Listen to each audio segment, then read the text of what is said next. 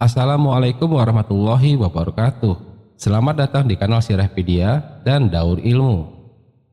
Di antara anak dari Qusay adalah Abduddar dan Abdul Manaf. Abduddar sebagai anak tertua dipilih untuk melanjutkan kepemimpinan Qusay. Setelah periode Abduddar terjadi perselisihan sehingga kekuasaan dibagi dua pihak, yaitu Abdusyam bin Abdul Manaf untuk posisi Rifadah dan Siqoya, dan keluarga Abduddar untuk posisi Akad Aliwa, Hijabah, dan lainnya. Di kemudian hari, Abdusyam bin Abdul Manaf yang kesulitan dalam memimpin menyerahkan kekuasaannya kepada adiknya, yaitu Hashim bin Abdul Manaf. Sosok Hashim dikenal sebagai orang yang dermawan, maka pelayanan haji semakin bagus dan reputasinya semakin meningkat pula. Hashim bin Abdul Manaf membuat gebrakan perdagangan dengan melakukan ekspedisi perdagangan 2 kali dalam 1 tahun, yaitu pada musim dingin dan musim panas. Pada musim dingin, kafilah dagang Quraisy berangkat menuju Yaman di selatan yang bercuaca lebih hangat untuk mendapatkan komoditas seperti emas, perak, wewangian, dan rempah-rempah khas India seperti kayu manis, merica, jahe, dan lain-lainnya. Sebaliknya pada musim panas, kafilah dagang Quraisy berangkat ke utara, yaitu ke wilayah Syam, mendapatkan komoditas seperti anggur, telur, kulit, dan komoditas lainnya khas dari Romawi dan Cina. Kemakmuran dan taraf hidup bangsa Arab khususnya Quraisy meningkat tajam. Sayangnya, kemajuan ekonomi ini tidak diimbangi oleh kemajuan spiritual berketuhanan, karena meninggalkan ajaran leluhur mereka, yaitu ajaran Nabi Ibrahim dan Nabi Ismail. Uniknya adalah, walaupun bangsa Arab mengimpor kepercayaan paganisme, politeisme dari peradaban lain, tapi mereka menciptakan Tuhan dan simbolnya sendiri. Mereka menciptakan dewa dan simbol sesembahan baru, dengan dewa utama adalah Al-Lat sebagai dewa bulan cemerlang atau dewa terang, Al-Manat sebagai dewa kegelapan, dan Al-Uzza sebagai dewa persatuan dari terang dan gelap. Ketiganya adalah putri dari dewa tertinggi atau Banatullah. Selain itu, mereka juga mengakomodir kebutuhan bangsa lain yang datang dalam menyembah dewanya, sehingga hampir semua dewa dari semua peradaban ada di kota Mekkah. Gaya hidup juga berubah menjadi mewah dan berfoya-foya, mengimpor gaya hidup ala raja dan bangsawan dari Persia dan Romawi. Kelompok kapitalis, para saudagar kaya, dan pejabat pemimpin suku membentuk jaringan kelas sendiri, maka mulai terbentuknya sistem kasta sosial di bangsa Arab. Mereka juga meniru sistem kasta dari bangsa lain, sehingga mulai mengimpor budak-budak pekerja dari wilayah lain seperti Romawi, Persia, dan Mesir yang memang menjalankan sistem perbudakan. Tempat pesta, mabuk, dan pelacuran bertumbuh banyak. Status wanita sebagai istri dan anak direndahkan, bisa diperdagangkan, dibuang, atau dibunuh. Anak kecil yatim atau tanpa ayah kehilangan hak atas harta keluarganya. Periode inilah yang disebut dalam Islam sebagai zaman jahiliyah atau zaman kebodohan.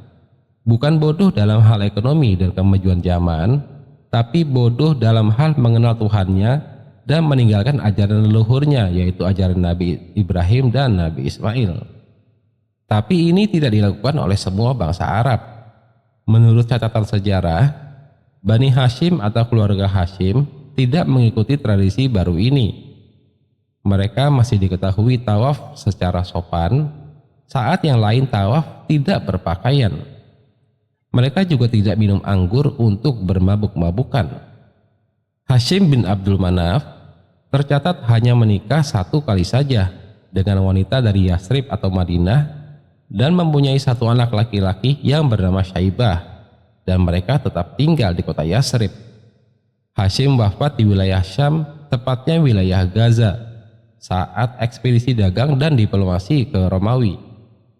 Posisinya digantikan oleh adiknya yang bernama Muthalib bin Abdul Manaf.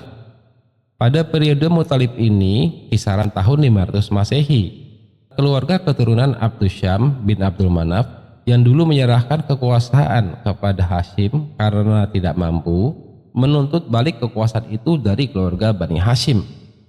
Mereka dipimpin oleh anak dari Abdusyam yang bernama Umayyah yang akan membentuk kelompok keluarga baru sebagai Bani Umayyah yang kisahnya berlanjut sampai zaman kekhalifahan dinasti Umayyah di Suriah.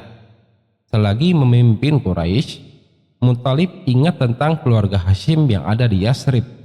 Kemudian ia mengunjungi mereka di sana.